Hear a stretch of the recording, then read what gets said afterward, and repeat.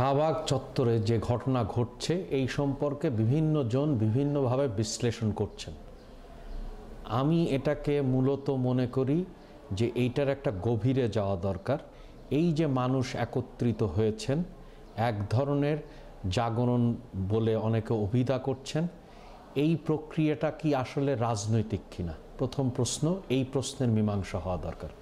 আমি মনে করি এই প্রক্রিয়াটা একটি রাজনৈতিক প্রক্রিয়া, কিন্তু তাহলে প্রশ্ন আসবে যারা রাজনৈতিক দলে আছেন তারা কেন এই প্রক্রিয়ার সাথে জড়িত না, বা তারা কেন নেতৃত্ব দিচ্ছেন না কেন, বা কোনো রাজনৈতিক দল এসে নেতৃত্ব দিচ্ছে কেন? সেইটা আসলে একটা কমপ্লেক্স প্রসেস, অর্থাৎ একটা জটিল প্রক্রিয়া। তার জন্যে দেখতে হবে হচ্ছে যে বাংলাদেশের রাজনৈতিক বাস্তবতা। আমরা যদি খেয়াল করি এখানে যে প্রক্রিয়ায় মানুষ জড়ো হচ্ছে, এটা আসলে অনেক মানুষ আছে যারা এক্সক্লুডেড মানুষ তো একটা রাজনৈতিক প্রক্রিয়ার জন্যে অপেক্ষা করছে এবং সেইখানে তাদের প্রকাশ করতে চায়।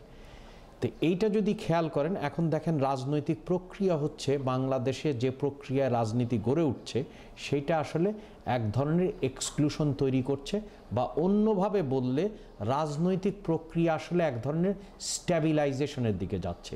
অর্থাৎ বিএনপি, আওয়ামী লীগ বা অন্য দলের সাথে কোনো রকম ফারাক কেউ অনুভব করতে পারছেন না, এবং তারা এক ধরনের গোষ্ঠীর মধ্যে সীমাবদ্ধ থাকছে, এবং তাদের আসলে কর্মসূচি, আদর্শ মানুষকে অনেকভাবে এক্সক্লুডেড করে দিচ্ছে। অন্যদিকে আরেকটি গোষ্ঠী আছে, সেই গোষ্ঠী হচ্ছে যারা নিজেদেরকে বলে সিভিল সোসাইটি।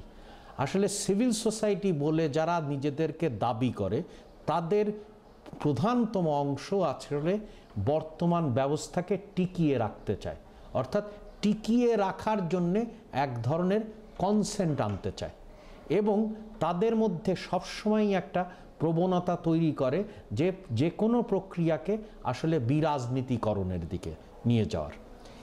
এর সাথে যদি আপনি লক্ষ্য করেন যে বাংলাদেশে যেভাবে শ্রেণী কাঠামো গড়ে উঠছে, সেই শ্রেণী কাঠামোটা আসলে ইন্টারমিডিয়েট ক্লাস, অর্থাৎ হচ্ছে যে এক ধরনের মধ্যবর্তী শ্রেণী, এক ধরনের শ্রেণীর কাঠামো গড়ছে, কিন্তু এরা নিজেরা আসলে শ্রেণীগতভাবে কোনো অ্যাকশন নিচ্ছে না। তো সমাজে যখন এক্সক্লুশন তৈরি করে, তখন কোনো রেটোরিক্সের পিছনে মানুষ একত্রিত হয়।